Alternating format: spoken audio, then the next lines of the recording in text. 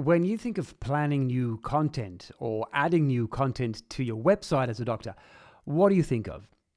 Many doctors will tell me that adding new content simply doesn't happen. There's often a technical obstacle, or there's some procrastination going on, or there's a lot of we should be doing this and this, and it actually doesn't happen.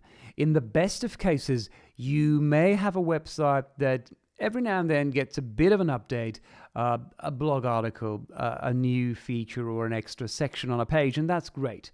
What we are talking about here is structurally and systematically adding new content that makes you more visible on Google and that helps you look at your metrics in an even more informed way. Let me explain that with an example. If your main area is fertility, then obviously you will have a lot of pages on your website that will do the basic work of making you visible for that specific topic, whether it's the actual problem or the condition, or it's the treatment or the surgery type. So you've got a foundation in place. I'm assuming that just for the sake of the exercise. If you don't have specific pages in place that cover the main content that your patients are Googling for, well, you can see what's happening. You will not be visible. Now, let's talk about using metrics and publishing, adding new content to your website in order to really create that ongoing flow of additional referrals. Now, there's many ways to do it, and one way is to add additional pages to the main structure of your website. Once you know what your patients are Googling for, you just make sure that you cover those topics with a solid content page.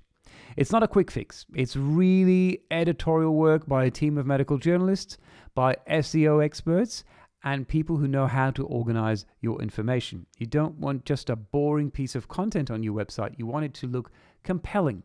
And you can do that for any specialty, whether you're a cosmetic surgeon or a gynecologist. You can always find additional topics that require attention, that need and deserve their own page on your website.